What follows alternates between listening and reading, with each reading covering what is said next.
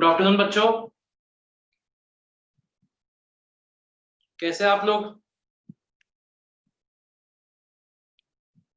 हाँ जी, आवाज आ रही है बच्चों? Yes sir. ओके, तो अभी आप लोगों को पता ही होगा कि बड़ी दुखद घटना घटी है। सुशांत सिंह जी ने आत्महत्या कर ली है। तो क्या लगता है, ये आत्महत्या है या ये उसके फ्रेंड्स ने कुछ किया है? जैसे उसके फ्रेंड्स भी थे, क्या लगता है आपको? सर ये एक साजिश है सर। मैनेजर से कनेक्टेड है उसके। हाँ जी सर, मर्डर। सर उसकी मैनेजर ने भी कर लिया था ना 4 दिन पहले। हाँ, कुछ ऐसा भी आया, उसके मैनेजर ने भी 4 दिन पहले कर लिया था और दोस्त भी बैठे हुए थे उसके घर पे जब उसने कमरे में जाके ये कर दिया। पता नहीं, अब लग तो नहीं रहा है ये सब सक्सेसफुल था बहुत, पता नहीं क्या है क्या मर्डर है सर, पक्का। मर्डर है। चलो देखते हैं क्या हो रहा है। इस बड़ी घटिया सा साल निकल रहा है, 3 अच्छे हमारे स्टार्स जा चुके। चलिए, भगवान उसकी आत्मा को शांति दे। आगे बढ़ते हुए, मैंने आप लोगों को कल होमवर्क दिया था, आप लोगों ने भेजा नहीं, चलिए वो अलग बात है, लेकिन आप लोगों ने किया है कि नहीं किया? अपने मतलब सच्ची बताइएगा, आप लोगों ने किया है? जिसने नहीं किया वो बता दीजिए क्यों नहीं किया। सबने किया है कि नहीं किया? सर किया मैं होमवर्क। चलिए 5-7 मिनट लगा के एक बार जल्दी से रिकॉल करते हैं अपनी लास्ट क्लास में हमने क्या किया है। फिर आज हम अपने सेकंड पी पे चलेंगे, जिसका क्या नाम है, प्राइस। ये तो आज हमारा खत्म हो ही जाएगा एंड होपफुली अगर ये जल्दी टाइम पे खत्म हो गया तो होपफुली हम अपना थर्ड पी प्लेस भी शुरू कर पाएंगे। तो सबसे पहले हम मार्केटिंग की बात करते हैं। मैं बोलूंगा, आप सब अपने मन में रिकॉल करने की कोशिश करिएगा कि आपको याद हो रहा है कि नहीं हो रहा। तो हम अपना शुरू करते हैं मार्केटिंग की डेफिनेशन से। According to Philip Kotler, marketing is a social process by which individuals and groups obtain what they need and want by creating, offering and freely exchanging products and services of value with others. सबसे पहले हमने ये की, तो उसके बाद हम product पे चले गए थे। फिर फर्स्ट पी हमने लिया था। फर्स्ट पी जो हमारा था प्रोडक्ट, उसमें हमने सबसे पहले प्रोडक्ट की डेफिनेशन की थी। प्रोडक्ट की डेफिनेशन हमने क्या बताई थी आपको? It is a bundle of utilities और सोर्स ऑफ सेटिस्फैक्शन और anything that can be offered to the market to satisfy a need और अ वांट। तो ये हमारी प्रोडक्ट की डेफिनेशन थी। उसके बाद हमने देखा था कि प्रोडक्ट के 3 तरीके के बेनिफिट्स होते हैं। पहला बेनिफिट फंक्शनल बेनिफिट, दूसरा साइकोलॉजिकल, तीसरा हमने बोला था सोशल बेनिफिट। फिर हमने 2 तरीके के प्रोडक्ट्स किए थे, industrial products and consumer products. फिर हमने शुरू किया था प्रोडक्ट में हमारे को 3 डिसीजंस लेने थे और हमने कल अब सारे डिसीजंस खत्म कर दिए थे। सबसे पहला था ब्रांडिंग, दूसरा था पैकेजिंग और तीसरा डिसीजन था हमारा लेबलिंग। तो सबसे पहले बात करते हैं ब्रांडिंग की। तो ब्रांडिंग अब मैं आपको जो हम रिकॉल करें, सारा नहीं रिकॉल करेगा, मैं आपको बताऊंगा कि हमने क्या क्या किया था इसमें। तो ब्रांडिंग में सबसे पहले हमने ब्रांडिंग की डेफिनेशन की थी, फिर 4 टर्म्स की थी, brand name, brand mark, trademark. फिर हमने इंपॉर्टेंस ऑफ ब्रांडिंग की थी from the point of view of marketeers and from the point of view of customers. हमने कल किया था कस्टमर्स और उससे पहले वाली क्लास में हमने मार्केटियर्स किया था। उसके बाद हमने किया था qualities of a good brand name. ये सब हमने ब्रांडिंग में किया। फिर पैकेजिंग पे आए। पैकेजिंग में सबसे पहले हमने किया कि पैकेजिंग होती क्या है, फिर लेवल्स ऑफ पैकेजिंग किया हमने, फिर फंक्शंस ऑफ पैकेजिंग किया एंड फिर हमने किया importance of packaging. And finally हमने किया था अपना लास्ट टॉपिक लेबलिंग। और लेबलिंग में हमने क्या किया था? लेबलिंग में हमने किया था द फंक्शंस ऑफ लेबलिंग। तो आप लोगों को ये सारा याद हो गया है? हेडिंग्स आपको अच्छे से याद होगी सारी? क्योंकि मैं मिड ऑफ द चैप्टर में भी, क्योंकि अब ये चैप्टर सबसे बड़ा है, बहुत लंबा चलेगा चैप्टर, मैं मिड ऑफ द चैप्टर में भी एक एमसीक्यू उसका टेस्ट ले सकता हूं, मतलब सिर्फ हेडिंग्स का। तो आप प्लीज अपना टाइम टू टाइम होमवर्क करते रहिए, हेडिंग्स वगैरह को अच्छे से याद करते रहिए। ओके बच्चों, यहां तक बात समझ में आ गई? अब हम आज की क्लास को शुरू करते हैं। आप अपना सेकंड पी पे चलते हैं, जिसका नाम क्या है? प्राइस। तो इसका क्या मतलब हुआ? अगर हमने एक अच्छा प्रोडक्ट बना लिया है, उसका अच्छा ब्रांड नेम सेट कर दिया है, उसकी पैकेजिंग भी बहुत अच्छी कर दी है हमने, और हमने उसकी जो लेबलिंग है वो सब भी हमने बहुत अच्छे से कर दिया है, तो अब हमारा सेकंड फैक्टर क्या है जो हमें ध्यान में रखना है? हमारा सेकंड फैक्टर है प्राइस।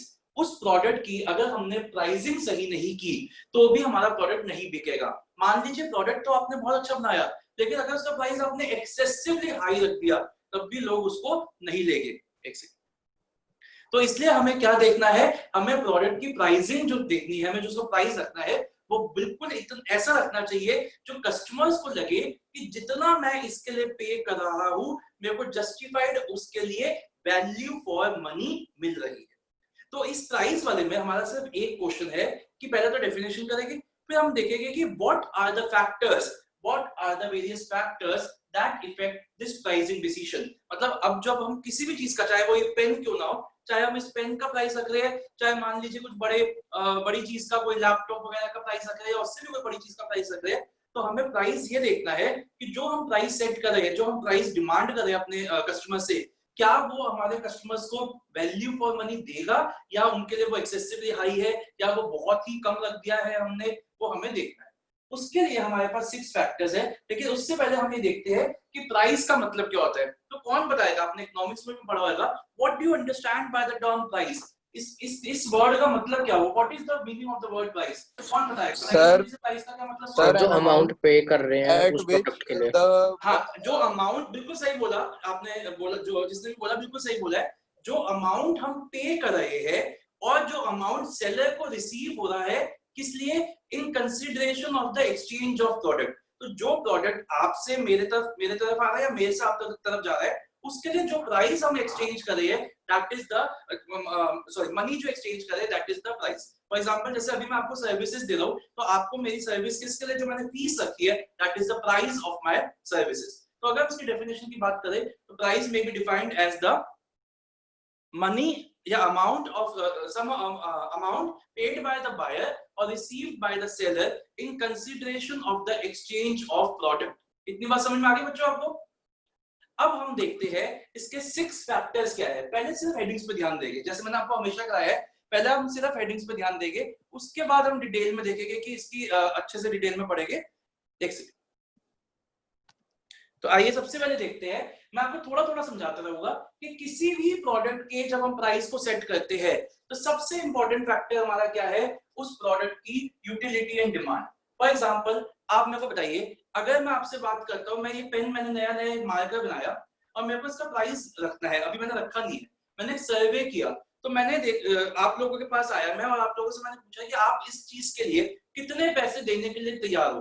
तो आप लोग अपने मन में कैलकुलेशन करोगे कि इस पेन से मेरे को ज्यादा से ज्यादा 30 रुपए का बेनिफिट मिलेगा, मुझे ज्यादा से ज्यादा 40 रुपीज का बेनिफिट मिलेगा, मुझे 20 रुपए का बेनिफिट मिलेगा। तो एक एवरेज जो आएगी, वो मान लीजिए एवरेज आएगी 35 रुपीज की आई। सब मैंने बहुत लोगों से सर्वे किया और मुझे पता चला कि जो मैक्सिमम अमाउंट है जो लोग देने के लिए तैयार है इस चीज के लिए, जो कि मार्कर है, वो 35 है। तो एक बात बताइए, क्या मैं इसको 35 से ज्यादा का बेच पाऊंगा? क्या मैं इसका प्राइस 50 रख दूंगा, रख पाऊंगा क्या मैं इसका प्राइस 50? आप बताइए, अगर मैक्सिमम लोग इसके लिए 35 देने के लिए तैयार है और मैं 50 रख दूंगा, तो क्या मैं वो बेच पाऊंगा मार्केट में?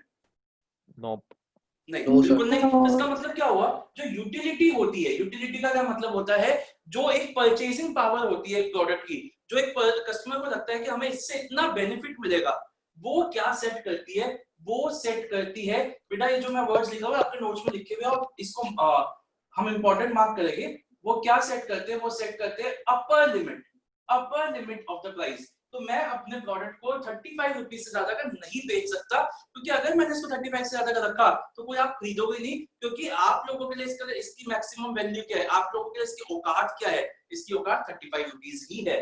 तो पहला पॉइंट हो गया यूटिलिटी। अब हम बात करते हैं डिमांड की। आप लोगों ने इकोनॉमिक्स में पढ़ा होगा, डिमांड क्या होता है, demand is the amount of quantity, जो है quantity demanded of a product, उसको हम कहते हैं डिमांड।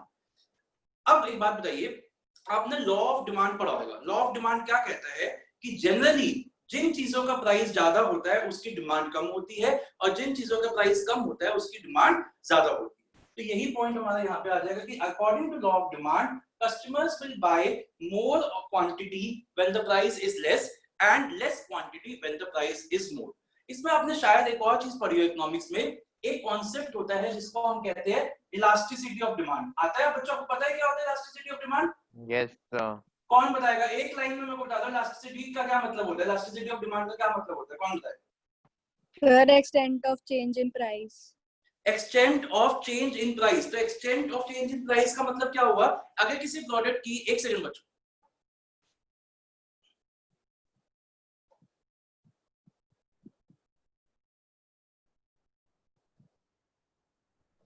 अगर किसी प्रोडक्ट की इलास्टिक डिमांड है, तो इसका मतलब क्या होगा कि थोड़ा बहुत भी वेरिएशन अगर आप करोगे उसकी प्राइस में, तो उसकी जो क्वांटिटी है उसमें बहुत ज्यादा फर्क पड़ेगा। और अगर किसी प्रोडक्ट की अगर इनइलास्टिक डिमांड है, तो उसका क्या मतलब हुआ कि छोटे मोटे वेरिएशन के साथ ज्यादा फर्क नहीं पड़ेगा, मतलब लोगों की जो डिमांड है वो वैसी रहेगी। तो यही 2 पॉइंट हम इसमें लिखेंगे कि अगर किसी प्रोडक्ट की इलास्टिक डिमांड है तो जो मार्केटियर है, अगर किसी प्रोडक्ट की इलास्टिक डिमांड है, जिस प्रोडक्ट में वो डील कर रहा है उसकी अगर इलास्टिक डिमांड है, तो जो मार्केटियर है वो ज्यादा छेड़छाड़ नहीं कर सकता प्राइस के साथ, क्योंकि अगर ज्यादा छेड़छाड़ की हमने प्राइस के साथ तो उसकी डिमांड भी बहुत ज्यादा क्या करेगी, फ्लक्चुएट करेगी। और अगर किसी प्रोडक्ट की इनइलास्टिक डिमांड है, अगर मैं किसी एक ऐसे प्रोडक्ट में डील करता हूँ जिसकी डिमांड इनइलास्टिक है, तो मैं प्राइस को थोड़ा सा अपने हिसाब से चेंज कर सकता हूँ, उसकी डिमांड पे ज्यादा फर्क नहीं आएगा। तो बेसिकली हम यूटिलिटी डिमांड में क्या लिखेंगे, सबसे पहले लिखेंगे यूटिलिटी के बारे में, that it sets the upper limit of the price. फिर हम लिखेंगे law of demand, second point. फिर हम लिखेंगे कि the demand is also affected by the elasticity of demand, तीसरा पॉइंट। और फिर 2 पॉइंट, अगर इलास्टिक डिमांड है तो ये, और अगर इनइलास्टिक डिमांड है तो ये। तो बेसिकली हम 5 पॉइंट्स इसमें लिखेंगे। नेक्स्ट पॉइंट के बारे में बात करते हैं, marketing methods used. Marketing methods used क्या कहता है, मैं आपको समझाता हूँ। इस वक्त आपको ये पॉइंट बहुत अच्छे से समझ में आ जाएगा। इस वक्त जैसे कि आपको पता है कि हम सब अपने घरों में बैठे हुए हैं, किसी एक पर्टिकुलर चीज की डिमांड बहुत बढ़ गई है, मास्क वगैरह के अलावा एक पर्टिकुलर चीज हम लोग करने लगे हैं, वो क्या, ऑनलाइन शॉपिंग। आजकल हम ऑनलाइन शॉपिंग ज्यादा प्रेफर कर रहे हैं, क्योंकि हमें तो उसके लिए अपने घरों से नहीं निकलना पड़ता, काफी एज कम्पेयर टू मार्केट जाना वो काफी सेफ है। अब आप जब ऑनलाइन शॉपिंग करते हो तो उसमें आपने देखा होगा कुछ प्रोडक्ट्स पे तो फ्री डिलीवरी होती है, कुछ प्रोडक्ट्स में वो डिलीवरी चार्ज लेते हैं, कुछ प्रोडक्ट्स में वो पैकेजिंग के एक्स्ट्रा चार्ज लेते हैं, क्योंकि इसकी पैकेजिंग थोड़ी अलग होती है। आप हो सकता है आप बीकानेर वाला या हल्दीराम्स वगैरह जाते हो, लॉकडाउन से पहले गए हो, तो वहां पे क्या होता है, आप अगर थाली वहां पे बैठ के खाते हो तो उसका XYZ प्राइस होता है। लेकिन अगर आप थाली पैक कराते हो तो पैकिंग के वो 10 रुपीज या 20 रुपीज एक्स्ट्रा लेते हैं, क्योंकि जी वो एक अच्छे से बॉक्स में पैक करके आपको देंगे। अच्छा, तो कहने का मतलब क्या हो गया कि कुछ चीजों में जो प्राइस होता है that is also affected by the marketing methods. हम उसकी पैकेजिंग कैसे करते हैं, हम उसकी प्लेसमेंट कैसे करते हैं, और किसी चीजों में आपकी डिलीवरी चार्जेस लगते हैं। अगर आप स्विगी से चीज मंगवाते हो या जोमेटो से चीज अपना खाना मंगवाते हो तो वो डिलीवरी चार्जेस लेते हैं। तो वो सब चीजें भी हमारे को क्या इफेक्ट करती है, हमारे प्रोडक्ट के प्राइस को इफेक्ट करती है। तो आप शायद आप लोगों ने ये भी चीज अपनी लाइफ में महसूस की हो कि आप जब किसी दुकान पे जाते हो तो वहां पे सेल्समैन के हिसाब से भी आप लोगों के प्राइस बदल जाते हैं। अगर एक छोटा मतलब एक नया सेल्समैन आपको चीजें दिखा रहा होता है तो आपके प्राइस कुछ होते हैं, बट अगर आपको एक एक्सपीरियंस्ड सेल्समैन दिखाता है तो आपके प्राइस बढ़ जाते हैं, क्योंकि वो जो कमीशन है उसकी, सेल्समैन की कमीशन भी बदल जाती है। ये बेसिकली वहां होता है जहां साड़ीज लेने जा रहे हो आप। अब आप बोलोगे सर हमने तो ये चीज नहीं फेस किया, मैंने की है, मैं इसलिए बता सकता हूँ। अगर किसी साड़ी शोरूम पे जाते हैं तो वहां पे सेल्समैन की भी रैंकिंग होती है। एक बहुत एक्सपीरियंस सेल्समैन अगर आपको दिखाएगा तो ये इंटरनल बात होती है कि आपकी प्राइस जो है वो अलग होगी, और वही साड़ी अगर कोई और दिखा रहा होगा तो उसके प्राइस अलग होगी, क्योंकि कमीशन होती है सेल्समैन वगैरह की। और वो जो कमीशन है वो भी तो किससे चार्ज करना है दुकानदार को, वो चार्ज तो अल्टीमेटली कस्टमर से ही करेगा। तो ये सब चीजें भी क्या इफेक्ट करती है, ये सब चीजें भी हमारे प्रोडक्ट के प्राइस को इफेक्ट करती है। तो हमने सेकंड पॉइंट क्या पढ़ा, मार्केटिंग मेथड्स यूज्ड। तो जो मार्केटिंग मेथड्स यूज करता है एक मार्केटियर, उससे भी हमारे प्रोडक्ट के प्राइस में बदलाव आता है। नेक्स्ट पॉइंट करते हैं, बहुत इंपॉर्टेंट पॉइंट है, ये है प्रोडक्ट कॉस्ट। अगेन मैं अपने मार्कर का एग्जांपल लेता हूँ। एक बात बताइए, ये मार्कर मैं मार्केट में बेचना चाहता हूँ और इसको बनाने में मेरी मिनिमम कॉस्ट आई, मतलब मेरी कॉस्ट लगी 20 रुपीज, ये मेरी कॉस्ट लगी। अब एक बात बताइए, कम से कम ये मेरी कॉस्ट लगी है 20 रुपीज की, कम से कम मैं इसको कितने का बेचना चाहूंगा, मतलब बेच सकता हूं, कम से कम मैं इसको कितने का बेच सकता हूँ, ये बताइए। बताइए, अगर 20 रुपए मेरे लग रहे हैं तो मैं इसको कम से कम कितने का बेच सकता हूँ? 20 नहीं 20 का बेच सकता हूँ, क्योंकि उससे ऊपर तो सब कुछ प्रॉफिट ही है ना। मैं मिनिमम कितने का बेच सकता हूँ? 20 का। अगर मैं 20 से भी कम का बेचता हूँ, दैट मींस कि कहीं ना कहीं मैं अपने लॉसेस कर रहा हूँ। तो मैं मिनिमम कितने का बेचना पसंद करूंगा? इसका 20 का। तो क्या मैं ये कह सकता हूँ कि प्रोडक्ट कॉस्ट क्या सेट करता है? प्रोडक्ट जैसे यूटिलिटी क्या सेट करती थी, अपर लिमिट, वैसे प्रोडक्ट कॉस्ट क्या सेट करती है किसी भी प्रोडक्ट की? Lower limit. ये बात समझ में आई? तो ये वर्ड वो है जो आपके पेपर में दिखने चाहिए। तो यूटिलिटी जहां पे सेट करती है अपर लिमिट, वहीं पे प्रोडक्ट कॉस्ट क्या सेट करती है? प्रोडक्ट कॉस्ट सेट करती है lower limit of the price. अब हम इसको डिटेल में पढ़ेंगे, अभी हम आगे चल रहे हैं। किसी भी प्रोडक्ट को बनाने में हमारी थोड़ा सा बता दो, एक नहीं, दो नहीं, 3 तरीके की कॉस्ट होती है। इसको प्लीज इकोनॉमिक्स से रिलेट मत करना, इकोनॉमिक्स में ज्यादा हो सकती है। Imputed cost, explicit cost, opportunity cost, वो सब इसमें नहीं है। यहाँ पे हमारी 3 कॉस्ट क्या क्या होती है वो मैं आपको बताता हूँ। यहाँ पे हमारी 3 कॉस्ट होती है, फिक्स्ड कॉस्ट, दूसरी होती है वेरिएबल कॉस्ट, और तीसरी होती है सेमी वेरिएबल कॉस्ट। तो अभी हम इसको डिटेल में करेंगे, अभी रुक जाते हैं, अभी सिर्फ हेडिंग्स पे ध्यान देते हैं। तो पहली होगी फिक्स्ड कॉस्ट, दूसरी होगी वेरिएबल कॉस्ट और तीसरी होगी सेमी वेरिएबल कॉस्ट। इन तीनों के टोटल को हम कहते हैं टोटल कॉस्ट, और कम से कम टोटल कॉस्ट तो हमें रिकवर करनी चाहिए बाय द प्राइस। अगर हम अपनी टोटल कॉस्ट भी रिकवर नहीं कर पाते हैं प्राइस से, दैट मींस कि हम कहीं ना कहीं लॉसेस में जा रहे हैं। तो तीसरा पॉइंट क्या हो गया हमारा, प्रोडक्ट कॉस्ट, और इसके लिए वर्ड क्या हो गया, लोअर लिमिट। अब बात करते हैं नेक्स्ट पॉइंट की, जो कि हमारा क्या है, प्राइसिंग ऑब्जेक्टिव। प्राइसिंग ऑब्जेक्टिव क्या कहता है कि जब आप प्राइस रख रहे हो किसी प्रोडक्ट का, जब आप प्राइस रख रहे हो तो आपका ऑब्जेक्टिव क्या है। मेरा मान लीजिए मेरा ऑब्जेक्टिव है कि मुझे सिर्फ सर्वाइव करना है मार्केट में, एक बहुत कॉम्पिटिटिव मार्केट है, मैं वहां पे अपनी एंट्री करना चाहता हूँ, मैं वहां पे अपने आप को सर्वाइव करना चाहता हूँ, तो ऑब्वियसली मैं कैसा प्राइस रखना पसंद करूंगा, लोअर प्राइस, जिससे कि सब लोग मेरे पास आए। अब अगर मैं दूसरा एग्जांपल देता हूँ, मैं देता हूँ कि मैं चाहता हूँ मार्केट का क्वालिटी का लीडर, कि एक मार्केट में बहुत दुकानें हैं और लोग, लेकिन लोगों में एक आवाज है, लोगों में लोगों में एक मैसेज है कि सारी दुकानों में तो एक क्वालिटी का सामान मिलता है, लेकिन इस XYZ शॉप पे हाई क्वालिटी का सामान मिलता है। तो मैं क्या रखूंगा, प्राइस ज्यादा रखूंगा, क्योंकि जो मेरी क्वालिटी है उसके मैं प्राइस, उसकी वजह से अपने प्राइस को ज्यादा चार्ज करूंगा। तो इट विल डिपेंड अपॉन कि आपका ऑब्जेक्टिव क्या है। आप सिर्फ मार्केट में सर्वाइव करना चाहते हो, आप मार्केट के क्वालिटी लीडर बनना चाहते हो, या मार्केट का अगर मैं मैक्सिमम शेयर चाहता हूँ, मैं चाहता हूँ कि मैक्सिमम लोग मेरे पास आए, तो अगेन मैं प्राइस कैसे रखूंगा, कम रखूंगा, क्योंकि तभी मेरे पास ज्यादा लोग आएंगे। अगर मैं चाहता हूँ कि मैं धीरे धीरे अपनी जगह बनाऊं, तो मैं प्राइस कम रखूंगा। अगर मैं चाहता हूँ कि मैं अपनी जगह जल्दी से बनाऊं, मतलब मैं शॉर्ट रन पे अपना प्रॉफिट कमाऊं और भाग जाऊं यहाँ से, तो मैं प्राइस ज्यादा रखूंगा। तो इट विल आल्सो डिपेंड, जो हमारा प्राइस है दैट विल आल्सो डिपेंड कि ऑब्जेक्टिव क्या है कंपनी का, ऑब्जेक्टिव क्या है फर्म का। तो इसके ऊपर इस पे हम 4 ऑब्जेक्टिव्स पढ़ेंगे, अभी डिटेल में पढ़ेंगे। अभी आपको सिर्फ मैं हेडिंग बता रहा हूं that price is also affected by the objective of the firm. क्या तक समझ में आ गया बच्चों, अच्छे से समझ में आ रहा है? ओके, आगे चलते हैं। नेक्स्ट पॉइंट क्या हमारा, कंपटीशन। अगर हम कोई मार्केट या एक ऐसे प्रोडक्ट में डील कर रहा है जिसका मार्केट में कोई कॉम्पिटिटर नहीं है, कोई कंपटीशन ही नहीं है, तो आपको फ्रीडम है, आप अपने प्रोडक्ट के प्राइस को अपने हिसाब से क्या कर सकते हैं, वेरी कर सकते हैं, ज्यादा कम ज्यादा रख सकते हैं। लेकिन अगर मार्केट में कंपटीशन है, कॉम्पिटिटर्स है, तो जो हमारा फ्रीडम होता है प्राइसेस के साथ खेलने का, प्राइसेस को ऊपर नीचे करने का, वो कहीं ना कहीं हम क्या कर सकते, कम हो जाता है हमारा, और हम उसको ज्यादा इफेक्ट नहीं कर सकते। तो नेक्स्ट पॉइंट क्या हो गया, extent of competition. And last point बात करते हैं गवर्नमेंट एंड लीगल रेगुलेशंस। इस वक्त ये भी बहुत अच्छे से समझ आएगा आपको। अगर मैं बात करूं मार्च की, आप लोगों को पता होगा मार्च में इन दिल्ली में, इंडिया में कोरोना बहुत मतलब बड़ी प्राइमरी स्टेज में था, मतलब मार्च तक हम इतने अवेयर नहीं थे, मार्च तक तो मास्क कंपलसरी भी नहीं था, 20 मार्च के बाद कंपलसरी हुआ। उस टाइम पे मास्क वगैरह जो थे और जो सैनिटाइजर्स थे, उसके मतलब जो बॉटल अभी आपको 50 की मिल रही है, वो उस टाइम पे 200-300 रुपए की मिल रही थी। मास्क जो अभी 50 रुपए का मिल रहा है, वो उस टाइम पे 200-300 का मिल रहा था, और लोग ले ही रहे थे, क्योंकि लोगों को एक डर इतना बड़ा है, कोरोना का डर इतना बड़ा है कि लोग कोई भी प्राइस देने को तैयार था। और जो फार्मासिस्ट थे और जो केमिस्ट थे, वो औने पौने मतलब 100-200 रुपए एक सिंपल सी चीज के लिए चार्ज कर लेते और उसको मिल भी रहा था।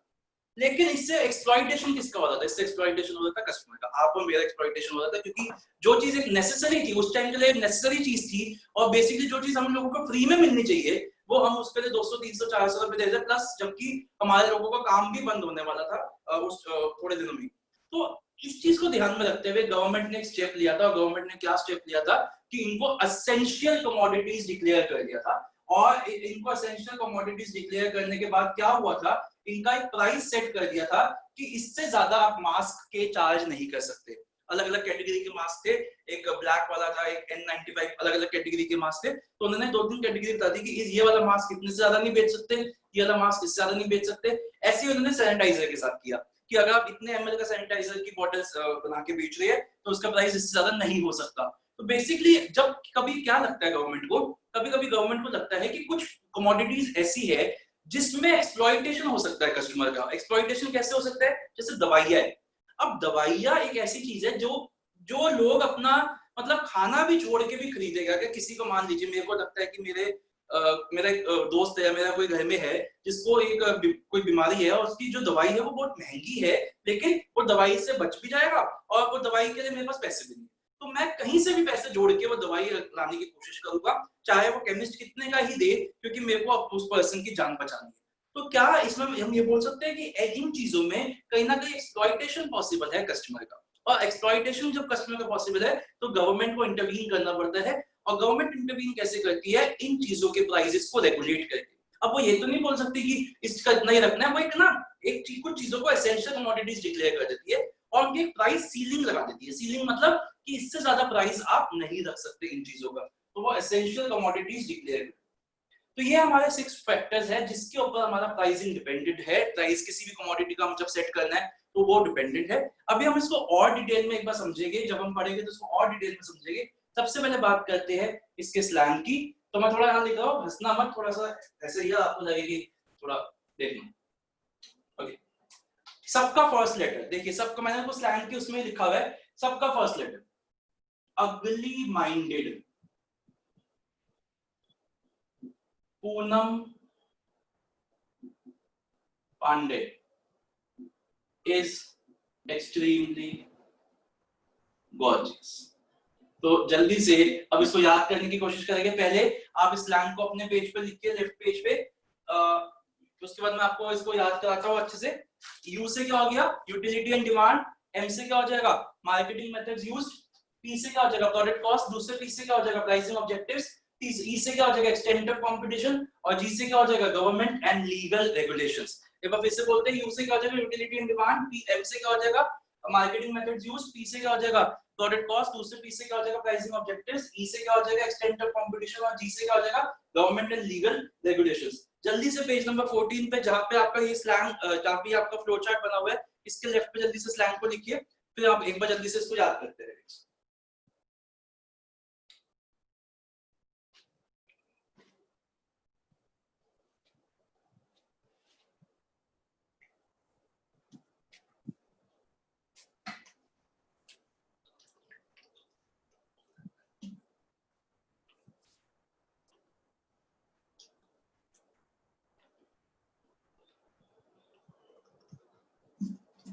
ओके बच्चों, अब मैं ये हेडिंग्स हटा रहा हूं और मैं आपसे पूछूंगा, बिना देखे आपको बतानी है। प्लीज एक बार नोट्स को बंद कर दीजिए और बिना देख के बताने की कोशिश करनी है। तो मैं बताइए, एम से क्या है? एम से marketing method. Marketing method. P से क्या है? पी से दो पी है, जल्दी से पहले प्राइसिंग ऑब्जेक्टिव्स, प्रोडक्ट कॉस्ट और दूसरा pricing objective. Pricing objective. U से क्या है? यू से utility and utility and demand. M E से क्या है? Extend of competition in the market. और जी से क्या है? Government and legal regulations. एक बार फिर से बोलते हैं, एम से मार्केटिंग मेथड। पी से प्रोडक्ट कॉस्ट। एक प्राइसिंग ऑब्जेक्टिव और दूसरा P pricing objective and product cost. एक हो गया प्रोडक्ट कॉस्ट। यू से यूटिलिटी एंड डिमांड। जी से गवर्नमेंट एंड लीगल रेगुलेशंस। और ई से क्या है? Extent of competition in the market. तो आइए बच्चों, अब हमने जो एक पॉइंट है जो हमारे नोट्स में है वहां से शुरू करते हैं। सबसे पहला पॉइंट हमारे नोट्स में है प्रोडक्ट कॉस्ट, और इसके बारे में मेरे को आपको समझाना है कि एक कमोडिटी को बनाने के लिए बिजनेस स्टडीज के हिसाब से, इकोनॉमिक्स को प्लीज भूल जाइएगा, एक कमोडिटी को बनाने के लिए बिजनेस स्टडीज के हिसाब से 3 तरीके की कॉस्ट लगती है। सबसे पहली होती है फिक्स्ड कॉस्ट, दूसरी होती है वेरिएबल कॉस्ट, और तीसरी होती है सेमी वेरिएबल कॉस्ट। अब इन तीनों कॉस्ट को समझते हैं। फिक्स्ड कॉस्ट का तो बड़ा सिंपल है। फिक्स्ड कॉस्ट तो जैसे क्या हो गई, जो ऐसी कॉस्ट जो चेंज नहीं होती with the level of output. मैं आपको एग्जांपल देता हूं। मान लीजिए हमारी क्लासेस ऐसे नहीं चल के फेस टू फेस चल रही होती और एक रूम में मान लीजिए 10 स्टूडेंट्स की क्लास चल रही होती, तो वो जो रूम है उसकी रेंट जो मैं दे रहा होता है वो XYZ, let us assume 20,000 rent है उसकी रूम की, तो वो 20,000 जा रही होती। पहले 10 स्टूडेंट्स थे तब भी 20,000 थी।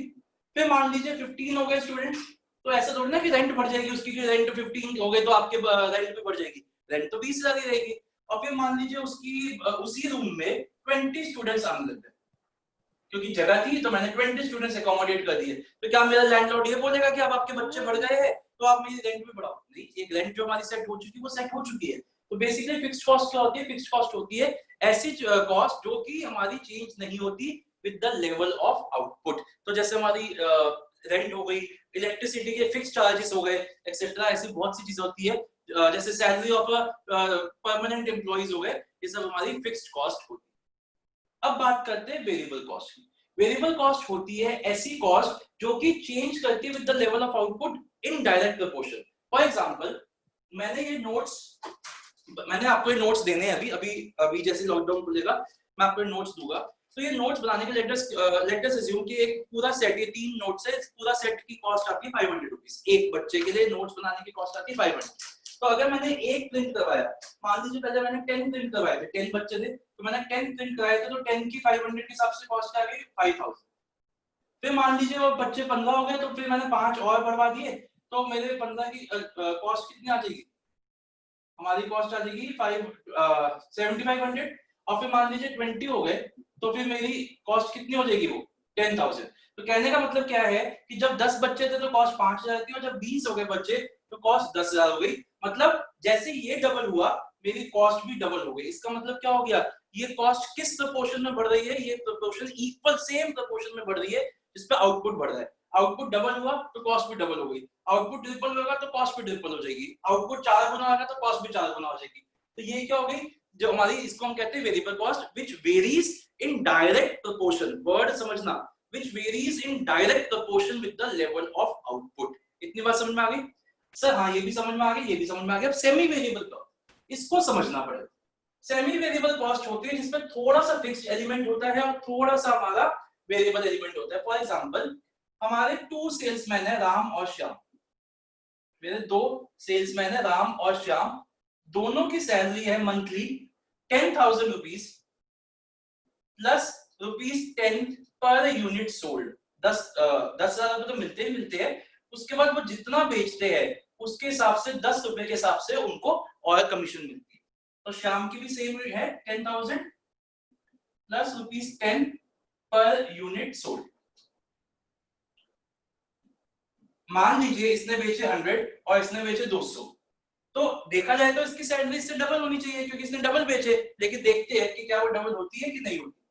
तो इसके हो गए 10,000 प्लस 100 into 10 दैट इज 1000, तो ये हो गया 11,000। और इसकी हो जाएगी 10,000 प्लस 10 into 200, तो ये कितना हो जाएगा 2,000 प्लस 10 12,000। तो एक बात बताइए कि सैलरी क्या डबल हुई इसकी? इसकी सैलरी डबल हुई? नहीं, इसकी सैलरी डबल नहीं हुई। हाँ, बढ़ी जरूर है लेकिन डबल नहीं हुई।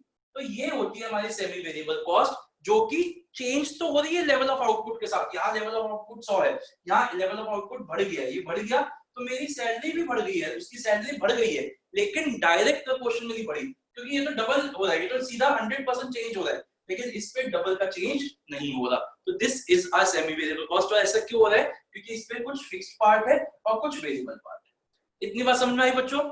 ये वाला पॉइंट समझ में आ गया सेमी वेरिएबल कॉस्ट का? किसी को डाउट है इसमें? सर एक बार दोबारा समझा दो। सेमी वेरिएबल कॉस्ट में फिर से समझाता हूं। सेमी वेरिएबल कॉस्ट एक ऐसी कॉस्ट होती है जो आउटपुट के बढ़ने या गिरने में के साथ चेंज होती है, लेकिन डायरेक्ट प्रोपोर्शन में चेंज नहीं होती। मैं फिर से समझा, मेरे को इसके लिए पहले आपको वेरिएबल कॉस्ट भी समझानी पड़ेगी, फिर मैं सेमी वेरिएबल समझाऊंगा। जैसे मैंने वेरिएबल कॉस्ट की बात की, मान लो मैं ये पेन बना रहा हूं, इस पेन को बनाने के लिए जो मेरी प्लास्टिक लग रहा है वो 10 रुपीज का लग रहा है, ठीक है। अगर मैं 2 पेन बनाऊंगा तो वो प्लास्टिक 20 का लग हो जाएगा, अगर मैं 3 बनाऊंगा तो वो प्लास्टिक 30 का हो जाएगा, 4 बनाऊंगा तो 40। तो ये डायरेक्ट प्रोपोर्शन में बढ़ रही है। जैसे जैसे मेरा आउटपुट बढ़ रहा है वैसे वैसे मेरी कॉस्ट बढ़ रही है सेम प्रोपोर्शन में। अगर आउटपुट 10 टाइम्स हो रहा है तो कॉस्ट भी 10 टाइम्स हो रही है, आउटपुट 5 टाइम्स हो रहा है तो कॉस्ट भी 5 टाइम्स हो रही है। ये होती है variable cost that changes with the level of output in direct proportion. जैसे जैसे आउटपुट बढ़ता रहेगा वैसे वैसे उसी प्रोपोर्शन में कॉस्ट बढ़ती है। अब बात करते हैं semi variable cost. Semi variable cost एक ऐसी कॉस्ट होती है जो आउटपुट के साथ चेंज तो होती है। अगर आउटपुट बढ़ेगा तो ये भी बढ़ेगी, आउटपुट कम होगा तो ये भी कम होगी, लेकिन सेम प्रोपोर्शन में चेंज नहीं होती। आउटपुट अगर 100% बढ़ रहा है तो हो सकता है ये कॉस्ट 80% बढ़े, आउटपुट अगर 200% बढ़ रहा है तो हो सकता है ये कॉस्ट 50% बढ़े, बट बढ़ेगी जरूर। तो ये देख समझते हैं एग्जांपल से। मैंने कहा सेल्समैन की कमीशन, जैसे इसका एग्जांपल मैंने बोला रॉ मटेरियल की कॉस्ट, वेरिएबल कॉस्ट का ना, तो जैसे रॉ मटेरियल कॉस्ट, तो इसका फिक्स्ड कॉस्ट का एग्जांपल हो गया रेंट। तो वैसे ही सेमी वेरिएबल कॉस्ट का एग्जांपल हो गया सेल्समैन कमीशन। अब बात करते हैं सेल्समैन कमीशन का एक एग्जांपल के साथ। तो सेल्समैन कमीशन मैंने बोली, मेरे 2 सेल्समैन है, राम और श्याम, मैंने 2 सेल्समैन है हमारे, और इनकी सैलरी जो मैंने रखी है वो रखी है 10,000 रुपीज तो मिलेगी इनको, प्लस हर यूनिट जितना भी ये बेचेंगे उसके 10 रुपए में दूंगा, ठीक है, दोनों की। तो राम ने बेचे 100 और श्याम ने बेचे 200। अब मेरे को देखने से लग रहा है कि राम की सैलरी श्याम से आधी होनी चाहिए, देखने से लग रहा है क्योंकि राम ने श्याम से आधा काम किया, लेकिन क्या वो सैलरी आधी होगी देखते हैं।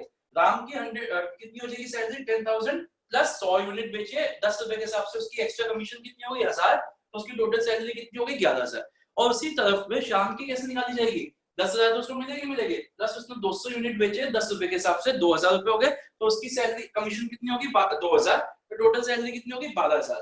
तो देखिए जहां श्याम ने राम से डबल काम किया है उसकी सैलरी डबल नहीं हुई। This is known as semi variable cost. ये एक फर्म के पॉइंट ऑफ व्यू से ये सेमी वेरिएबल कॉस्ट हुई। आउटपुट बढ़ा, इसके 100 है इसके 200 है, तो ये कॉस्ट बढ़ेगी जरूर लेकिन डायरेक्ट प्रोपोर्शन में नहीं बढ़ेगी। इतनी बात समझ में आई? अब अच्छे से समझ में आया बच्चों आपको? Yes sir. अब किसी के मन में डाउट तो नहीं है? ओके, इन तीनों कॉस्ट को मिला के हम बात बोलते हैं टोटल कॉस्ट, और एक फर्म को मिनिमम टोटल कॉस्ट तो चार्ज करनी ही करनी चाहिए। इसलिए पहला पॉइंट क्या कहता है, it sets the lower limit of the firm. इतनी बात समझ में आ गई बच्चों? ठीक है। सेकंड पॉइंट जो हमारे नोट्स में है वो है यूटिलिटी एंड डिमांड, जो मैंने आपको अच्छे से समझा ही दिया है, अभी इसको रीड भी करेंगे। थर्ड पॉइंट कंपटीशन है, वो भी हमने समझ लिया है। Government and legal regulation fourth point, वो भी हमने समझ लिया है। प्राइसिंग ऑब्जेक्टिव्स अब मैं आपको समझाऊंगा। ओके, प्राइसिंग ऑब्जेक्टिव्स, एक फर्म के 4 प्राइसिंग ऑब्जेक्टिव हो सकते हैं। एक फर्म के 4 प्राइसिंग ऑब्जेक्टिव हो सकते हैं। जल्दी से अभी आप कुछ मत लिखना, भी आप सिर्फ यहां देखना। एक टेबल बनाएंगे, ये अपने 1 मार्क के लिए बहुत इंपॉर्टेंट है, अभी मत बनाइएगा। प्राइसिंग ऑब्जेक्टिव और यहां पे हम लिखेंगे प्राइस। एक बात बताइए, अगर आपका ऑब्जेक्टिव है to survive in a competitive market, मतलब एक बहुत कॉम्पिटिटिव मार्केट है, वहां पे आपको सर्वाइव करना है, तो आप मेरे को बताइए आप अपने प्रोडक्ट का प्राइस कैसा रखना पसंद करोगे, ज्यादा कि कम? एक मिनट, कम या ज्यादा? किसी ने कम बोला वो ठीक है, किसी ने ज्यादा बोला वो कौन था? ज्यादा जिसने बोला। ज्यादा रखना पसंद करोगे कि कम रखना पसंद करोगे? लेस और मोर? क्योंकि आपको सरवाइव करना है, वैसे कंपटीशन ज्यादा है। अगर आप ज्यादा रखोगे तो आपके पास कौन आएगा? तो सर्वाइवल इन कॉम्पिटिटिव मार्केट का प्राइस क्या हो गया? लो। अब बात करते हैं सेकंड ऑब्जेक्टिव की। तो सेकंड ऑब्जेक्टिव क्या है हमारा? अगर आप चाहते हो मार्केट के लीडर बनना चाहते हो, ऑब्टेनिंग मार्केट शेयर लीडरशिप, मतलब आप चाहते हो कि इस मार्केट में सारे कस्टमर मेरे पास ही आए, तो आप प्राइस ज्यादा रखोगे कि कम रखोगे? सर कम रखोगे, क्योंकि तभी लोग अपने दूसरी दुकानों को छोड़ के आपके पास आएंगे। तो ये हो गया बिल्कुल सही। अब मैं बोलता हूँ कि आपका ऑब्जेक्टिव है कि मेरे को भीड़ इकट्ठी नहीं करनी अपनी दुकान पे। मैं नहीं चाहता कि सारे भूखे नंगे लोग मेरे पास आ जाए। मैं चाहता हूँ कि जो बंदा क्वालिटी की चीज चाहता है वो मेरे पास आए, चाहे उसके लिए प्राइस वो ज्यादा भी देना पड़े उसको। Attaining quality leadership. तो बताइए प्राइस ज्यादा रखोगे कि कम रखोगे? अगर आप चाहते हो कि आपका नाम क्वालिटी वाली दुकानों में लिया जाए, ऐसे नहीं कि कोई भी आ जाए, बताइए। ज्यादा, क्योंकि अगर क्वालिटी की चीजें बेचोगे तो उसकी रिसर्च एंड डेवलपमेंट में भी ज्यादा पैसे लगेंगे, उसकी बनाने में भी ज्यादा पैसे लगेंगे, तो हर चीज में क्वालिटी में ज्यादा पैसे लगेंगे। एंड लास्टली, अगर आप चाहते हो कि कम टाइम पे ज्यादा प्रॉफिट कमाओ और निकल जाओ यहां से, profit maximisation in short run, अगर आप चाहते हो कि प्रॉफिट मैक्सिमाइजेशन हो शॉर्ट रन में, तो आप प्राइस कैसे रखोगे, कम या ज्यादा? लो। बेटा थोड़ा सा मेरे पॉइंट को सर मीडियम रखेंगे, थोड़ा सा समझने सर मीडियम रखेंगे। मैंने कहा शॉर्ट रन में। देखो जब हम शॉर्ट रन की बात करते हैं तो वहां पे माल कम बिकेगा, हम ये अज्यूम करके चलेंगे, मतलब शॉर्ट रन मतलब कम टाइम में। तो हम क्या सोचेंगे कि कम टाइम में मेरे को ज्यादा से ज्यादा प्रॉफिट कमाना है, तो मैं क्या सोचूंगा कि मैं अपने प्राइस को एनॉर्मसली हाई रख दूं, जिससे क्या होगा, कम लोग खरीदेंगे, लेकिन हर यूनिट में मेरा प्रॉफिट मार्जिन तो हाई हो जाएगा ना। तो मैं कम बेचूंगा लेकिन एक यूनिट में मेरा प्रॉफिट मार्जिन इतना ज्यादा होगा कि मैं बहुत ज्यादा प्रॉफिट कमा लूंगा। मैं लॉन्ग रन की अगर बात करता तो आप प्राइस कम रखते, जिससे कि आप धीरे धीरे आपके पास सारे कस्टमर आ जाए। लेकिन मैं बात कर रहा हूँ शॉर्ट रन की। जैसे अपना एग्जांपल, मैंने पढ़ाने का काम शुरू किया और मैंने कहा मुझे यहाँ पे नाम तो मेरा धीरे धीरे ही बनेगा ना, ऐसे थोड़ा कि पहले दिन ही आके मैंने आप नई दुकान खोली अपना की राहुल गुप्ता क्लासेस और सब लोग पहले ही आ जाएंगे। धीरे धीरे लोगों में नाम बनेगा। तो अगर मैं चाहता हूँ टिकना, मैं चाहता हूँ कि इस मार्केट में मैं टिकूं, तब तो मैं क्या करूंगा, कम प्राइस रखूंगा। लेकिन मैं चाहता हूँ कि बस थोड़े दिन पढ़ाऊंगा फिर चला जाऊंगा, तो मैं ज्यादा प्राइस रखूंगा कि कम बच्चे आएंगे, क्योंकि कुछ बच्चे तो आ जाएंगे, कम बच्चे आएंगे और वो हाई फीस देंगे और मेरी कॉस्ट कम लगेगी, मेरा प्रॉफिट ज्यादा हो जाएगा, मैं प्रॉफिट कमाऊंगा, निकल जाऊंगा। तो मैंने शॉर्ट रन इसलिए बोला, अगर आप शॉर्ट रन में प्रॉफिट कमाना चाहते हो तो आपका प्राइसिंग ऑब्जेक्टिव क्या होना चाहिए, कम या ज्यादा, बताइए बच्चों। आप प्राइस ज्यादा रखोगे कि कम रखोगे अगर आप शॉर्ट रन में प्रॉफिट कमाना चाहते हो? ज्यादा। ज्यादा। एक बात बताइए, पहले 3 तो सबको समझ में आ गए, ये तो इजी थे। 4th वाले में किसी को भी डाउट है, किसी को भी डाउट है तो एक बार फिर से पूछ लीजिए, profit maximisation in short run, क्यों हमने इसको ज्यादा बोला, बताइए, किसी को डाउट है? हाँ जी बच्चे, किसी को भी डाउट आ रहा है इस पॉइंट पे? सबको क्लियर हो गया? ओके, तो एक बार इसका भी स्लैंग हमने बना दिया है, मैंने उसको स्लैंग की फॉर्म में ही लिखा है। देखिए इसका स्लैंग क्या बन गया, सोप। इसका स्लैंग क्या बन गया, सोप। आजकल तो आप बहुत सोप सोप हो ही रहे, तो इसका स्लैंग बन गया सोप। आई बात समझ में बच्चों? अब हमारे 6 पॉइंट्स हमने डिस्कस कर लिए, आइए इसको नोट्स में से रीड करते हैं एक एक करके, और जहां मेरे को लगेगा कि कुछ चेंज है मैं आपको करा दूंगा। जल्दी से आइए नोट्स पे, पेज नंबर आप आइए पेज नंबर 13 पे, पेज नंबर 13 पे आइए एक बार। सबसे पहले प्राइस की डेफिनेशन को मार्क करेंगे। तो price may be defined as the amount of money paid by the buyer और received by the seller in consideration of the purchase of a product और सर्विस। तो प्राइस क्या हो गया, it is amount of money जो एक buyer देता है और एक सेलर को मिलता है किसी भी कमोडिटी की एक्सचेंज के लिए। अच्छा बच्चों, इसको ना, इसको बॉक्स में डालिए, इस डेफिनेशन को बॉक्स में डालिए। सेकंड बुलेट को कट कर दीजिए, थर्ड को कट कर दीजिए, फोर्थ को कट कर दीजिए, फिफ्थ को इंपॉर्टेंट मार्क करिए। Price is a single most important factor which affects the revenues and the profits of the firm। तो इसका क्या मतलब हुआ, प्राइस वो एक लौता, 4 फैक्टर्स में से, प्रोडक्ट, प्राइस, प्लेस, प्रमोशन में से प्राइस वो एक लौता फैक्टर है जो एक फर्म के रेवेन्यूज को इफेक्ट करता है और उसके प्रॉफिट्स को इफेक्ट करता है। ये बहुत इंपॉर्टेंट है, क्वेश्चन आ जाते हैं कि dash is the single most important factor that effects the revenues of a firm. 1 marker में आ सकता है, एमसीक्यूज में आ सकता है कि which factor affects the revenues in the firm। तो price is the single most important factor that affects the revenues and the profit of the firm। ये line समझ में आई बच्चों आपको? रेवेन्यूज, क्योंकि प्राइस से ही तो डिसाइड होगा कि कितना रेवेन्यू मिलेगा और इससे डिसाइड होगा कि कितना हम प्रॉफिट कमा पाएंगे। तो बताइए बच्चों, ये पॉइंट समझ में आया? Price is the single most important factor that affects the revenues of the firm. बताइए। Yes sir. ओके, अब एक बार फिर से जरा मेरे को हेडिंग्स देखनी है, तो एक बार फिर से बोलते हैं, यू से क्या है बच्चों, यू से बिना देखे, यूटिलिटी एंड डिमांड। यू से क्या होता है, यूटिलिटी एंड डिमांड। एम से क्या होता है, एम से marketing method, marketing methods. P से क्या होता है, प्रोडक्ट कॉस्ट। एक पी से प्रोडक्ट कॉस्ट, दूसरे पी से क्या होता है, प्राइसिंग ऑब्जेक्टिव्स। ई से क्या होता है, exchange competition in the market. और जी से क्या होता है बच्चों, गवर्नमेंट एंड लीगल रेगुलेशंस। इतनी बात समझ में आई? आइए एक एक करके शुरू करते हैं। तो पहला पॉइंट है हमारा product cost. In one it is one of the most important factors affecting the price of the product. Cost sets the lower limit. Underline हुआ है, बॉक्स में डालिए। ये वो वर्ड है जो आपके पेपर में दिखना ही दिखना चाहिए। इनफैक्ट आपका जो एग्जामिनर होगा, जो आपका पेपर चेक कर रहा होगा, वो सिर्फ यही वर्ड ढूंढ रहा होगा इस पॉइंट के अंदर। कौन सा word, lower limit. Lower limit आप इसको बॉक्स में डालिए बेटा, जो भी मैं वर्ड बोलता हूं इंपॉर्टेंट उसको बॉक्स में डाला करिए। It is important that the price should recover the total cost in the long run, including a fair return for taking the efforts and the risk। तो ये कह रहे हैं कि कम से कम कॉस्ट तो रिकवर हो, प्लस कुछ प्रॉफिट भी मिल सके, तो बहुत ही अच्छी बात है, क्योंकि आप इतना रिस्क ले रहे हो, दुकान खोल रहे हो, सब कुछ कर रहे हो। There are broadly 3 types of cost, namely fixed cost, variable cost and semi-variable cost। Fixed cost are those costs which सबको अंडरलाइन करना है बच्चों, सबके बारे में एक एक लाइन लिख के सबको अंडरलाइन करना है। Which do not vary, underline करिए, which do not vary with the level of production। तो fixed cost वो cost होती है जो कि level of production के साथ change नहीं होती। For example, rent of the building, salary of sales manager। इसके अब आपको लगेगा सर आपने तो यहाँ पे सेल्स मैन का एग्जांपल दिया था, यहाँ पे जो सैलरी ऑफ सेल्स मैनेजर है इसके आप ब्रैकेट में लिख लीजिए permanent employ.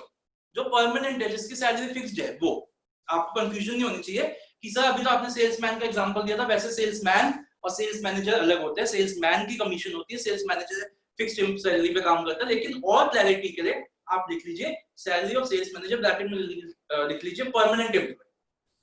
Variable cost are those cost which vary in direct proportion, underline करिए, वेरी इन डायरेक्ट प्रोपोर्शन, ये बहुत इंपॉर्टेंट है, डायरेक्ट प्रोपोर्शन वर्ड बहुत इंपॉर्टेंट है, with the level of activity, for example the cost of raw materials etcetera, power etcetera. अब आइए semi variable cost, तो semi variable cost, हाँ, semi variable cost are those cost which vary with the level of activity but not in direct proportion, underline करिए, not in direct proportion.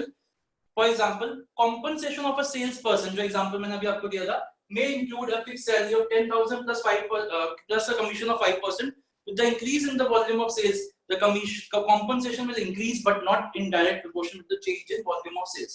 बच्चों यहाँ पे ना थोड़ी सी जगह बना के कहीं पे भी जहाँ पे फ्लो चार्ट बना रखा है उधर लिख लीजिए, जो मैंने राम और श्याम का एग्जांपल दिया था ना वो लिख लीजिए एक बार, क्योंकि आपको अभी तो समझ आ गया है, लेकिन हो सकता है आपको थोड़े दिनों बाद जब आप पढ़ोगे तो याद ना रहे, तो एक बार से एग्जांपल लिख लीजिए, राम और श्याम को जो मैंने एग्जांपल दिया था, राम और श्याम, और दोनों की सैलरी लिख लीजिए, सैलरी क्या दोनों की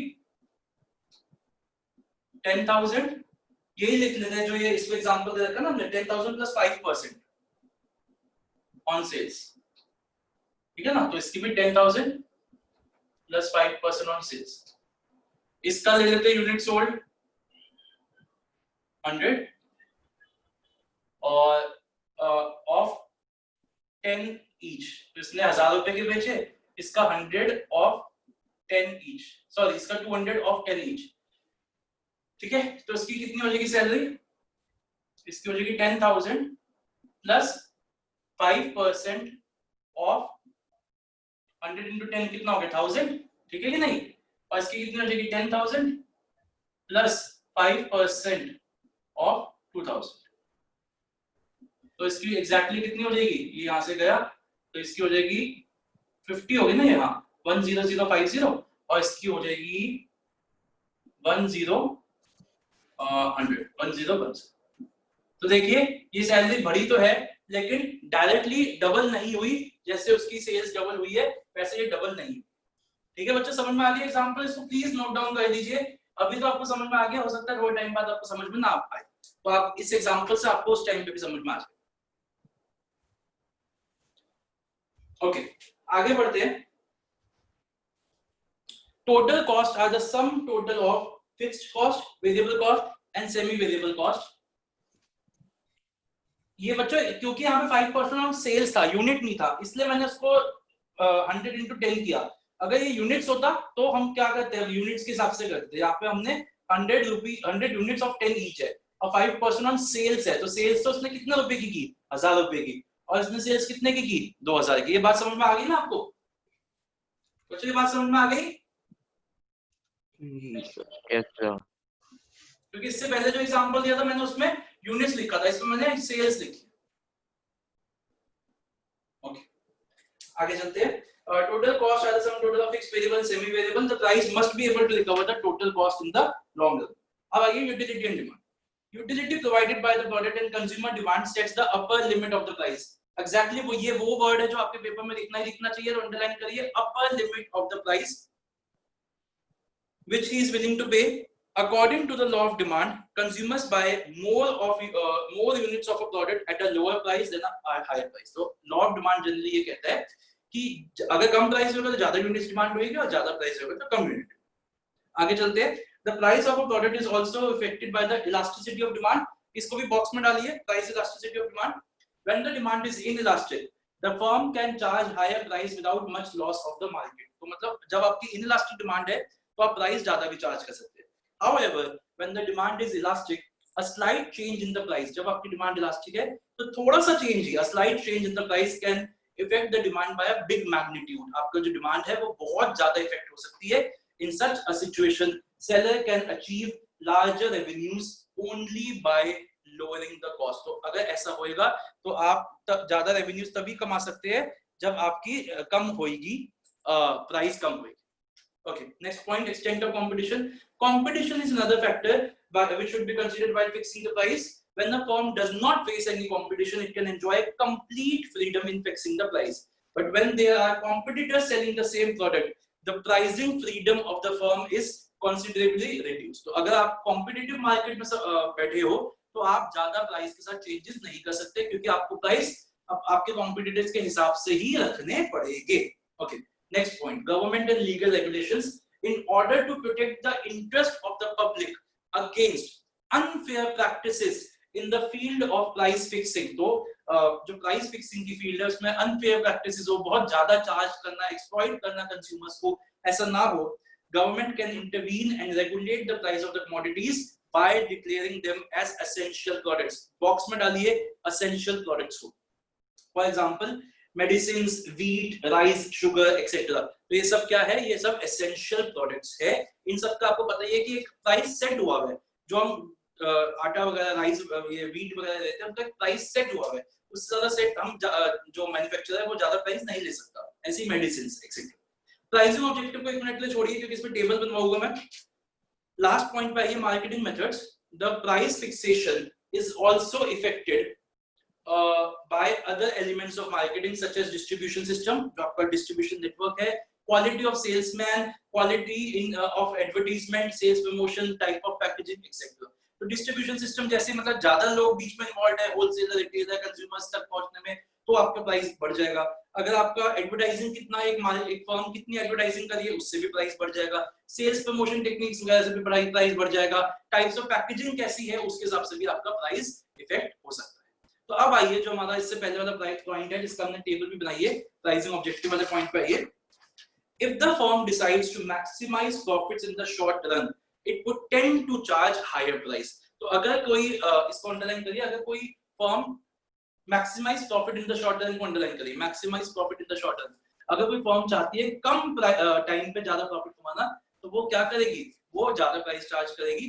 If the objective of the firm is to obtain larger share of the market, it would charge lower price। लेकिन अगर कोई फर्म चाहती है कि हम बहुत ज्यादा मार्केट को कैप्चर करें, तो वो लोअर प्राइस को चार्ज करेगी।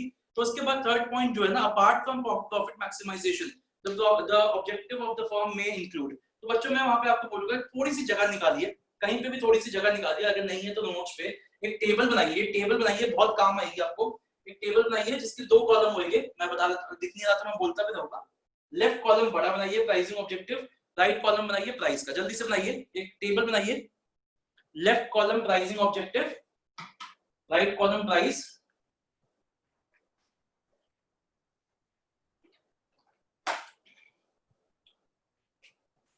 अब प्राइसिंग ऑब्जेक्टिव के नीचे पहला लिखिएगा, प्राइसिंग ऑब्जेक्टिव के नीचे पहला लिखिए,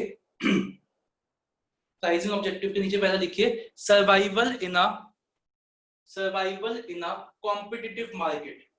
survival in a competitive market, survival in a competitive market. इसके राइट साइड में प्राइस के कॉलम में एक डाउनवर्ड एरो लिखिए या लेस लिख दीजिए, लेस प्राइस या लो price. Survival in a competitive market, उसके आगे लिखिए लो प्राइस या लेस प्राइस।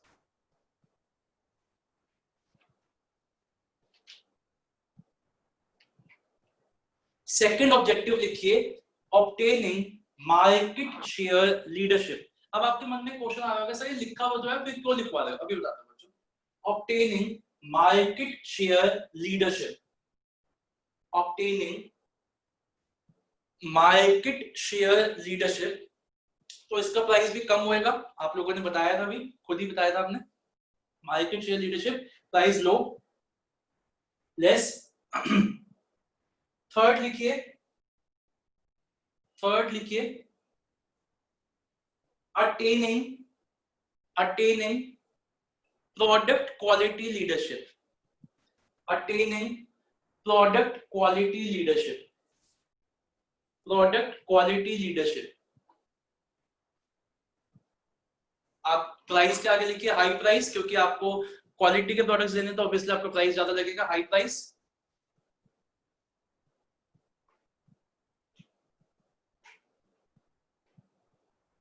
एंड लास्ट लिखिए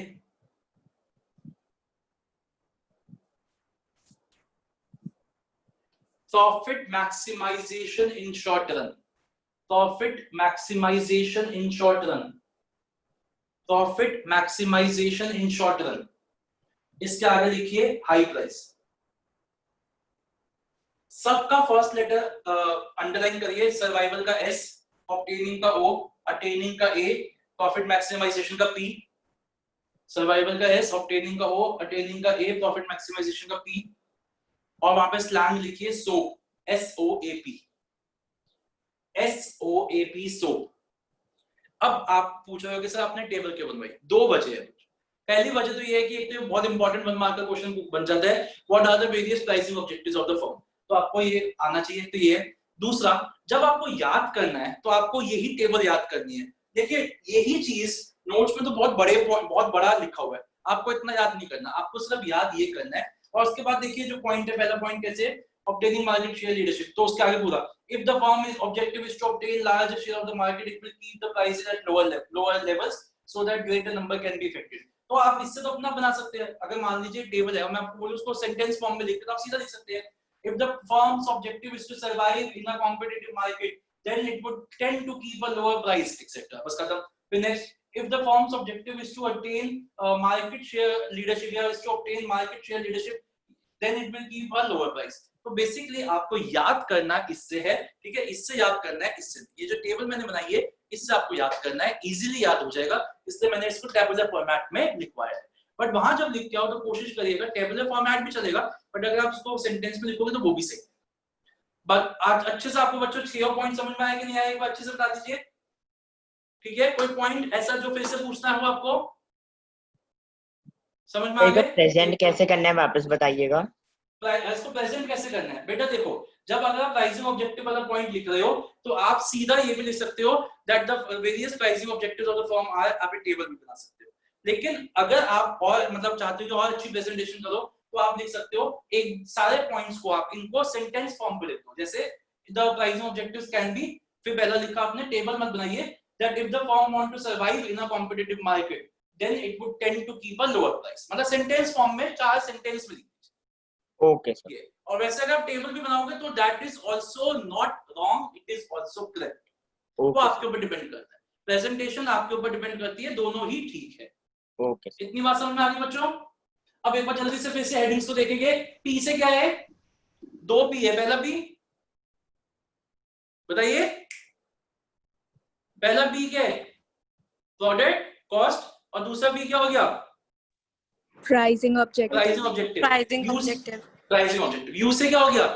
utility and demand. Utility and demand. M से क्या होता है? मार्केटिंग एम से used. Marketing methods used. E से क्या हो गया?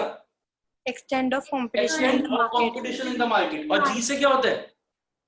Government and legal regulations. अब मेरे को बताइए प्रोडक्ट कॉस्ट के लिए, वो वर्ड कौन सा था बिना देखे जो मैंने मार्क कराया था? प्रोडक्ट कॉस्ट के लिए लोअर लिमिट। Lower limit. अब मेरे को बताइए यूटिलिटी एंड डिमांड के लिए पहला वर्ड कौन सा था जो मैंने मार्क कराया था? Upper limit. Upper limit.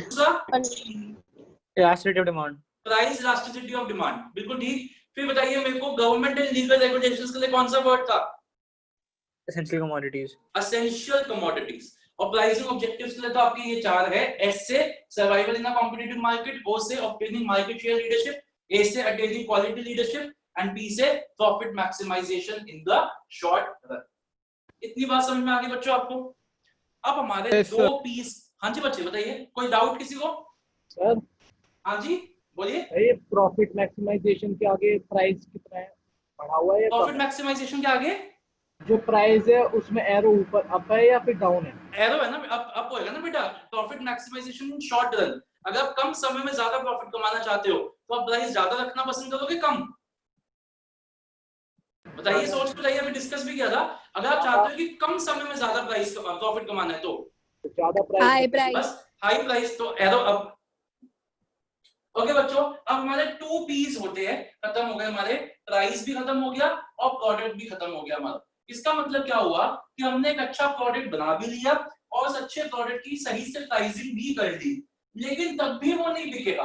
वो क्यों नहीं बिकेगा? क्योंकि लोगों तक अभी वो बात पहुंचा ही नहीं है। तो अब हमारा थर्ड पी क्या कहता है? अब हमारा थर्ड पी कहता है प्लेस, कि आपने प्रोडक्ट अच्छा बना तो लिया, आपने उसकी प्राइसिंग भी ठीक कर ली, लेकिन अगर वो लोगों तक ही नहीं पहुंचा तो वो कैसे बिकेगा?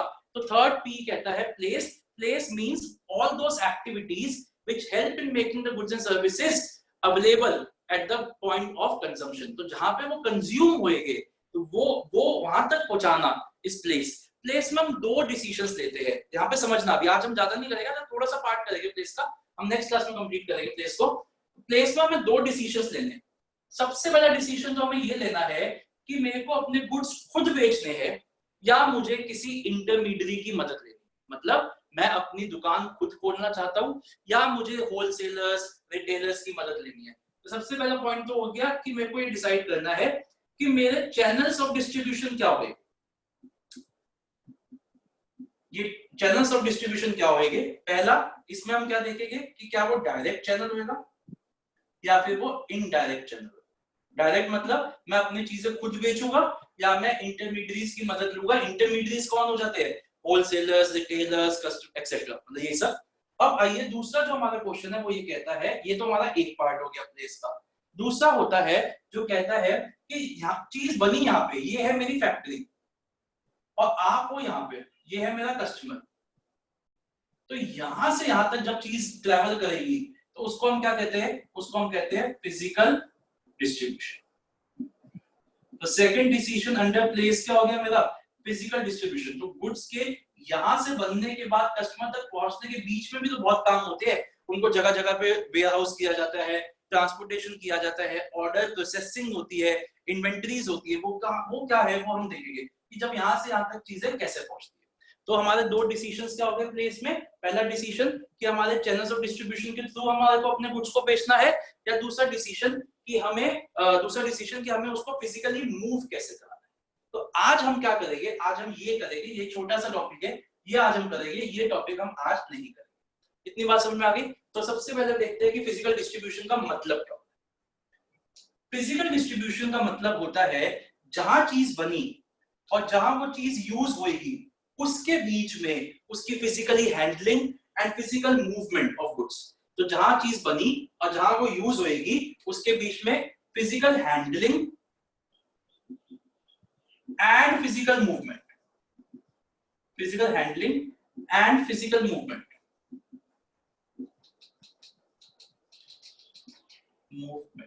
ऑफ द गुड्स या प्रोडक्ट्स फ्रॉम, मैं अब एक शॉर्ट फॉर्म लिख रहा हूं, आपको शॉर्ट नहीं लिखनी, पॉक टू पॉक। और इस टॉपिक में ये मैं बहुत बार यूज करूंगा। कोई बता सकते हैं पॉक टू पॉक का क्या मतलब हुआ? फ्रॉम पॉक टू पॉक का क्या मतलब हुआ? कोई बता सकता है? From POC to POC, place of production तो हो गया पॉक, और पॉक का क्या हो गया? Place of consumption. Place of consumption. Place of consumption. Distribution की डेफिनेशन याद करेंगे। Physical distribution means physical handling and movement of goods from the place of production to the place of consumption. एक बार फिर से बोलेंगे, physical distribution means physical handling and movement of goods from the place of production to place of consumption. एक बार फिर से बोलेंगे, फिजिकल डिस्ट्रीब्यूशन का मतलब क्या हो? फिजिकल डिस्ट्रीब्यूशन मींस, बोलिए जल्दी से, फिजिकल डिस्ट्रीब्यूशन का मतलब बोलिए। Physical handling and movement of goods from the place of production to the place of consumption. इतनी बात समझ में? अब इसमें हमारे को 4 फैक्टर काम करने होते हैं। यहां से जब हम यहां तक चीजों को पहुंचाएंगे तो आपको तो लगता है कि आप Amazon पे ऑर्डर डालते हो कि मेरे को ये चीज भेज दो और वो आपके घर में 1 मिनट में मतलब एक 2 दिन में आ जाती है। क्या वो इतना आसान है? बेटा बहुत मुश्किल है चीजों को यहां से यहां पहुंचाना, और हमें 4 काम करने पड़ते हैं इसके बीच में। हमें 4 काम करने पड़ते हैं इसके बीच में। सबसे पहले, जब एक बात बताइए, मतलब मैं बहुत फ्रीक्वेंट बायर हूं ऑनलाइन, आपके साथ भी हुआ होगा, जब आप ऑर्डर प्लेस करते हो तो बहुत ही कम चांस में, मतलब मैं कहूँगा 100 में से 1 भी बार ऐसा नहीं हुआ होगा, मतलब बहुत ही कम बार ऐसा हुआ होगा कि जो चीज आपने मंगवाई आपको वो चीज की जगह कोई और ऑर्डर आ गया। मतलब बहुत कम बार ऐसा गलत ऑर्डर आपके पास पहुंचा होगा। तो एक बात बताइए, Amazon जैसी कंपनी जिनके 1 सेकंड में कई लाख कई हजारों ऑर्डर उनके पास आते हैं, एक दिन में कई करोड़ों ऑर्डर उनके पास आते हैं, तो वो इतनी गलती कैसे नहीं करते कि मतलब आपका ऑर्डर आप तक ही पहुंचता है, आपका ऑर्डर मेरे पास नहीं आता, मेरा ऑर्डर आपके पास नहीं आता? क्योंकि वो एक बहुत अच्छा क्या रखते हैं, वो एक बहुत अच्छा ऑटोमेटिक ऑर्डर प्रोसेसिंग सिस्टम रखते हैं। Order processing system, order processing system मतलब क्या हुआ कि जब आप ऑर्डर देते हो वो ऑर्डर अलग अलग जगहों पे चेक होता है। जैसे आपका ऑर्डर रिसीव हुआ तब चेक होएगा, तो वो जब वो पैक कर रहे हैं तब वो चेक होएगा कि क्या ऑर्डर कंप्लीट हो गया है, डिस्पैच के टाइम पे चेक होएगा, एक्सेट्रा एक्सेट्रा। मतलब बहुत अच्छा फुल प्रूफ एक ऑर्डर प्रोसेसिंग सिस्टम चलता है। तो ये इस बेसिकली हमें दिखता नहीं है ये चीजें, बट हाँ ये सब चीजें होती है। अब YouTube पे वीडियोस है इसके, आप देख सकते हो कि what happens when you place an order on any e-commerce site, चाहे वो Amazon हो, चाहे वो फ्लिपकार्ट हो, चाहे वो अलीबाबा भाई की साइट हो, जो भी साइट है, एक बहुत बड़ा फुल प्रूफ सिस्टम लगा हुआ है, जिसकी वजह से बहुत कम चांसेस, मतलब rarest of the rarest chance होते हैं कि मंगवाई आपने कुछ चीज, आ कुछ गई, या आपको ऑर्डर किसी और के पास पहुंच गया, किसी और का ऑर्डर आपके पास आ गया, ऐसा चांसेस बहुत कम होते हैं। तो सबसे पहला पॉइंट तो हो गया कि फिजिकल हैंडलिंग एंड मूवमेंट पे एक बहुत अच्छा ऑर्डर प्रोसेसिंग सिस्टम होना चाहिए। फिर जब आपका सामान निकल गया, उन्होंने पैक कर दिया, फिर आप तक वो कैसे पहुंचेगा, मतलब किस मोड ऑफ ट्रांसपोर्ट से आएगा। तो सेकंड क्या हो गया हमारा, ट्रांसपोर्टेशन। एक अच्छा ट्रांसपोर्टेशन सिस्टम भी होना चाहिए, एक अच्छा ट्रांसपोर्टेशन सिस्टम भी होना चाहिए। अब ये जो दो चीजें हैं ये समझते चलिए। यहाँ देखिए एक बार, सबसे पहला क्या हो गया कि वेयर हाउसिंग। वेयर हाउसिंग मतलब जहां हम गुड्स को रखेंगे। वेयर हाउसेस का भी डिसीजन लेना पड़ता है कि वेयर हाउसेस कितने बनाने हैं हमें, वेयर हाउसेस कहाँ होने चाहिए, ये सब डिसीजन भी हमारे को एक फिजिकल डिस्ट्रीब्यूशन के अंडर लेना होता है। एंड लास्ट डिसीजन कि हर वेयर हाउस में कितनी इन्वेंटरी स्टोर करके रखनी है, कितना हमें अपने स्टॉक में रखना है, वो भी एक बहुत इंपॉर्टेंट डिसीजन है। कि ज्यादा रख लिया वो भी नुकसान है, कम रख लिया तो हम डिमांड भी मीट नहीं कर पाएंगे। तो ये चारों डिसीजंस मिला के बनते हैं the activities of physical distribution, या इनको हम कह सकते हैं एक्टिविटीज कह सकते हैं फिजिकल डिस्ट्रीब्यूशन की, या इनको हम कह सकते हैं कंपोनेंट्स ऑफ फिजिकल डिस्ट्रीब्यूशन। क्या कह सकते हैं, कंपोनेंट्स ऑफ फिजिकल डिस्ट्रीब्यूशन कह सकते हैं। और देखिए इसका भी इतना अच्छा स्लैंग बनता है, जैसे देखिए वेयर हाउसिंग का W, मतलब सबका फर्स्ट मार्क कर दीजिए, तो हमारा क्या बन गया, WOTI। और मेरे ख्याल से पंजाबी में वाइफ को बोटी कहते हैं, तो WOTI, वाइफ का मतलब होता है बोटी। तो बोटी एक छोटा सा स्लैंग है। W से क्या बन गया, वेयर हाउसिंग। O से क्या बन गया, ऑर्डर प्रोसेसिंग। T से क्या हो गया, ट्रांसपोर्टेशन। एंड I से क्या हो गया, इन्वेंटरी कंट्रोल। एक बार फिर से बोलेंगे, W से क्या हो गया, वेयर हाउसिंग। O से क्या हो गया, ऑर्डर प्रोसेसिंग। T से क्या होता है, ट्रांसपोर्टेशन। एंड I से क्या होता है, इन्वेंटरी कंट्रोल। एक बार फिर से बोलेंगे, W से वेयर हाउसिंग अपने मन में बोलते रहिए, O से ऑर्डर प्रोसेसिंग, T से ट्रांसपोर्टेशन और I से inventory control. To be very honest with you, ये जो क्वेश्चन है फिजिकल डिस्ट्रीब्यूशन का सिर्फ एक ही क्वेश्चन है, what are the components of physical distribution. ये बहुत इंपॉर्टेंट है, ये बहुत इंपॉर्टेंट है। ये कई बार आपके सैंपल पेपर्स में आया हुआ सीबीएसई का, और सीबीएसई के बोर्ड के एग्जाम्स में भी आया हुआ है। तो एक बार जल्दी से फिजिकल डिस्ट्रीब्यूशन और उसके कंपोनेंट्स की हेडिंग देखते हैं। Physical distribution means physical handling and movement of goods from the place of production to the place of consumption is known as physical distribution, and it has 4 components, namely warehousing, order processing, transportation and inventory control. ठीक है बच्चों, इतनी बात समझ में आई आपको, बताइए बच्चों। Yes sir. ओके, अब हम एक एक करके करते हैं। ये हमारा आज का लास्ट क्वेश्चन रहेगा कि inventory control, transportation, order processing और वेयरहाउसिंग क्या होता है। सबसे पहले मैं बोलूंगा जो आपके नोट्स में है, ऑर्डर प्रोसेस। तो मैं आपके सामने कुछ पॉइंट्स बोलूंगा। देखिए, जो गुड्स होते हैं, जो प्रोडक्ट होते हैं, वो कहां से कहां फ्लो होते हैं, प्रोडक्ट्स कहां से कहां फ्लो होते हैं, प्रोड्यूसर से कंज्यूमर तक या कंज्यूमर से प्रोड्यूसर तक, बताइए मेरे को। जो प्रोडक्ट होते हैं, जो गुड्स होते हैं, वो कहां से कहां फ्लो होते हैं, प्रोड्यूसर से कंज्यूमर तक या कंज्यूमर से प्रोड्यूसर तक, बताइए बच्चों। जो गुड्स है वो कौन किसको देता है, प्रोड्यूसर टू कंज्यूमर। और मेरे को बताइए ऑर्डर कहां से कहां जाता है, ऑर्डर कौन किसको देता है, consumer to producer. Consumer to producer. बिल्कुल सही आपने बोला, order flows from consumer to product producer, whereas goods flow from producer to consumer. एक अच्छा ऑर्डर प्रोसेसिंग सिस्टम एक ऐसा होना चाहिए जो कि टाइम पे ऑर्डर्स को कंप्लीट कर दे और सही तरीके से कंप्लीट करे। अगर एक अच्छा ऑर्डर प्रोसेसिंग सिस्टम नहीं हुआ तो क्या नुकसान होएगा कि किसी का ऑर्डर किसी के पास पहुंचा होगा, किसी का ऑर्डर किसी के पास पहुंचा होगा। इससे एज अ कस्टमर आपको क्या लगेगा, एज अ कस्टमर डिससैटिस्फैक्शन होगी, कहीं ना कहीं फ्रस्ट्रेशन होगी और लॉस ऑफ बिजनेस हो सकता है। मैं आपको एग्जांपल देता हूं, मान लो आपने स्विगी से मंगवाया कुछ खाना और आप बिल्कुल ही ब्राह्मण टाइप के लोग, आप मांस मच्छी को हाथ भी नहीं लगाते, आपने बड़ा अच्छी रेस्टोरेंट से देख के वेजिटेरियन ऑर्डर मंगवाया और पता चला जब आपके घर पे बिल्कुल आया, बड़े खुशी से सब बैठे हुए आइए हम मील खाएंगे, साउथ इंडियन खाना खाएंगे, और कुछ खोला तो देखिए उसके आगे मच्छी निकली, फिश निकली, तो देखिए आपको क्या उस वक्त की एक वो है कि मतलब बहुत ही ज्यादा आप उससे वो करते हैं, पहले घृणा सी करते हैं उससे तो आपकी क्या सिचुएशन होगी? आप स्विगी को उस वक्त गालियां दे रहे हो, एक अच्छी खासी स्विगी जोमेटो जिससे भी आपने मंगवाया था। तो कहने का मतलब क्या है कि अगर एक अच्छा ऑर्डर प्रोसेसिंग सिस्टम नहीं हुआ तो it can lead to frustration of the customers, also leading to the loss of business. समझ में आया पॉइंट बच्चों? एक बहुत अच्छा ऑर्डर प्रोसेसिंग सिस्टम हमारा इंपॉर्टेंट है। नेक्स्ट चलते हैं, हमारा क्या है? नेक्स्ट है हमारा ट्रांसपोर्टेशन।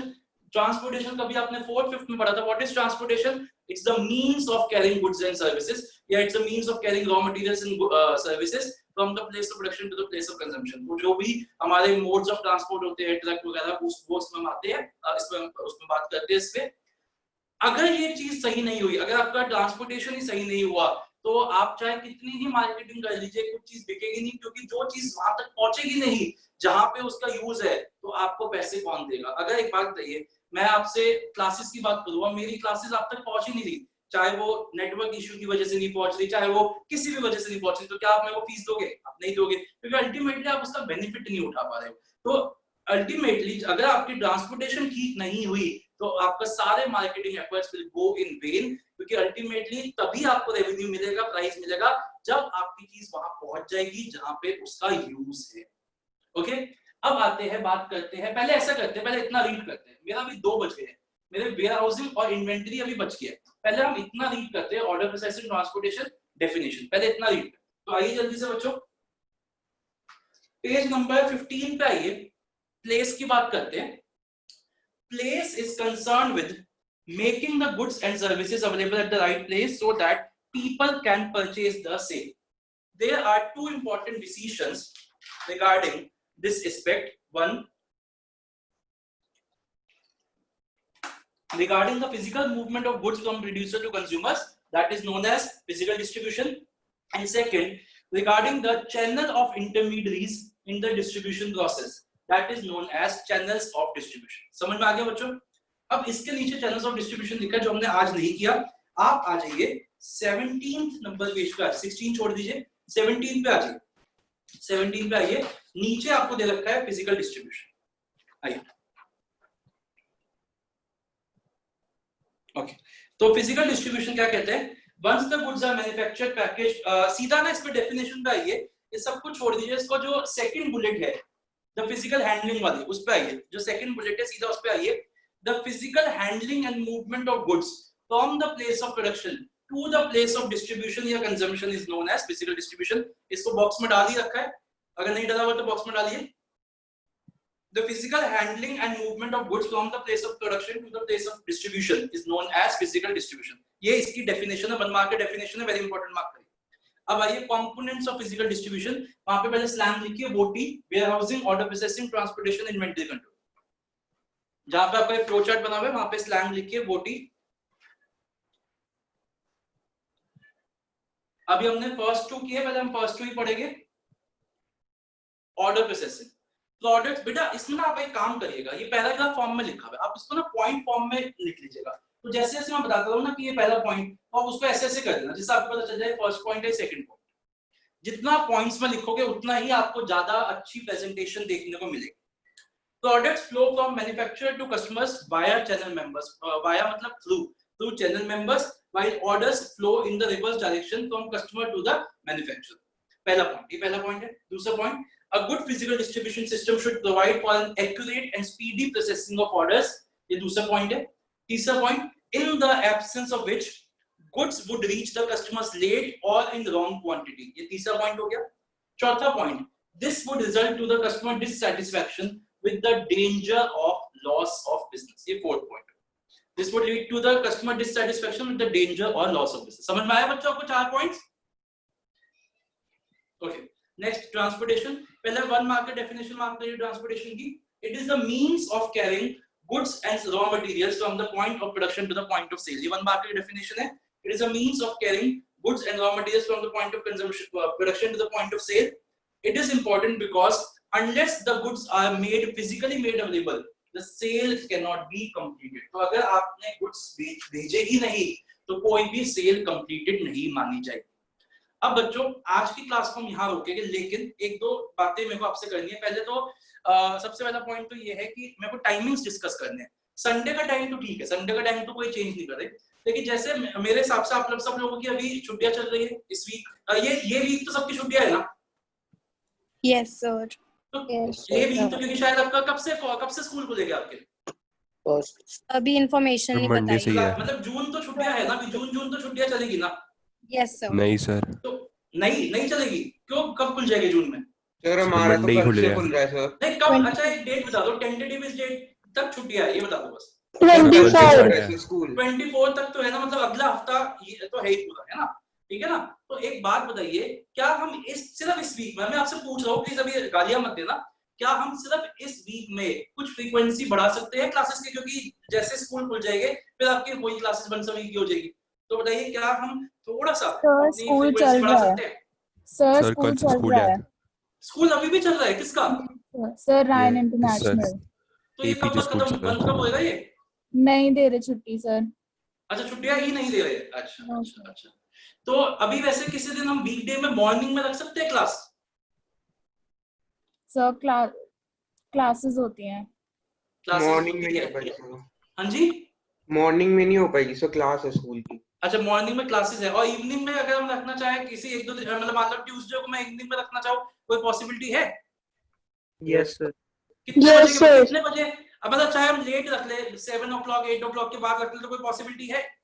Yes, sir. ट्यूशन होती है यस सर। सर। कोई अभी जैसे मेरे ख्याल से अभी सारे बच्चे तो नहीं, कुछ बच्चे तो कम है वैसे, लेकिन काफी, हाँ, अगर आप लोग जो जितने अभी क्लास में है, अगर मैं बताऊं ट्यूसडे को, जैसे आज हो गई है 16 को, अगर मैं शाम को 8 o'clock रख लूं तो कोई दिक्कत तो नहीं किसी को? सर मानसी दीदी की और उस वक्त ट्यूशन होती है। मानसी दीदी की कितने बजे है क्लास? सर 7 से है, 7 से 7 to 8:30 तक 8:30 है सर।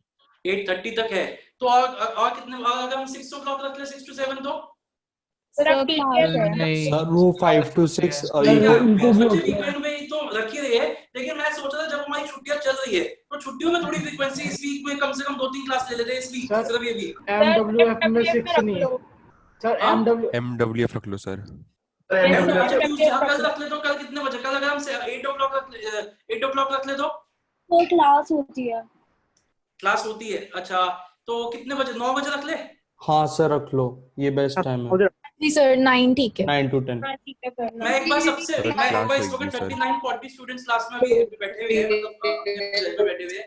मेरे को एक बार वो बच्चा बताइए जो कल 9 o'clock अटेंड नहीं कर सकता 1 hour की क्लास, एक बार बताइए कोई ऐसा है जो कल 9 o'clock अटेंड नहीं कर सकता 1 hour की क्लास? तो मैं नहीं कर सकता सर, क्लास है। सर क्लास है। अच्छा फिर क्या करें यार? फिर कुछ ट्यूसडे भी नहीं, वेडनेसडे मंडे इवनिंग में रख लो, मंडे इवनिंग। सर वेडनेसडे हाँ सर वेडनेसडे हो जाएगी। वेडनेसडे कितने बजे रख सकते हैं हम? Sir 8 o'clock? 9:30 या 10। 6 o'clock। 6 o'clock? नहीं नो सर क्लास नहीं होती है, होती। सर क्लास होती है। होती होती अच्छा चलो छोड़ो, आप मेरे को बताइए या एक कोई भी क्लास बीच में नहीं सर मिल पाएगी क्या? आफ्टरनून में रख लो ना 2-3। सर हाँ ऐसे ट्यूसडे। क्यों नहीं कर देते आप? 2 o'clock के आसपास क्यों नहीं रख लेते वेडनेसडे को? यस 1 ओके o'clock या sir. 2 o'clock, yes sir. Okay sir. है ना? वेडनेसडे को 1 o'clock रख लेते, क्या दिक्कत है? सर हमारी 3:15 हाँ 1 o'clock रख लो। सर 1 o'clock तो स्कूल की क्लास चलती है वेडनेसडे सर। को 1 o'clock सर किसी को 2 प्रॉब्लम है o'clock रख लो। बच्चों? 2 o'clock रख लो। Problem sir. 2 बजे से पहले स्कूल की क्लास होती है। नहीं हो पाएगी वेडनेसडे। स्कूल की क्लास है सर। किसकी क्लास है? स्कूल की। कितने बजे खत्म होगी? 1:45 के आसपास होती है सर। और 2 to 3 रखे तो वेडनेसडे को? हाँ sir. Yes, sir. Okay sir. Yes sir, done. 2:45 दूसरी क्लास है। क्लास है? Yes sir. 3 o'clock मेरी भी क्लास होती है। बहुत अच्छा ठीक चलिए o'clock छोड़िए, three पे अब हम बंद लोग को कर सैटरडे का ही बताइए, जल्दी छोड़िए। मुझे बताइए अगर मैं सैटरडे को जो मेरा कुछ जो हम 10 to 11 रख रहे थे उसमें कुछ बच्चों को दिक्कत आ रही है, तो क्या अगर हम उसको थोड़ा टाइम को चेंज कर दे, 9 to 10 कर दे सैटरडे को, तो कोई ठीक है हो जाएगा? दिक्कत तो नहीं आएगी? Okay sir. सुबह 9 to 10। Yes sir ठीक है। सैटरडे को अब जो सैटरडे आएगा, कमिंग सैटरडे, अब आज संडे है, कमिंग सैटरडे अगर हम 9 to 10:30 रख ले तो कोई दिक्कत तो नहीं किसी को?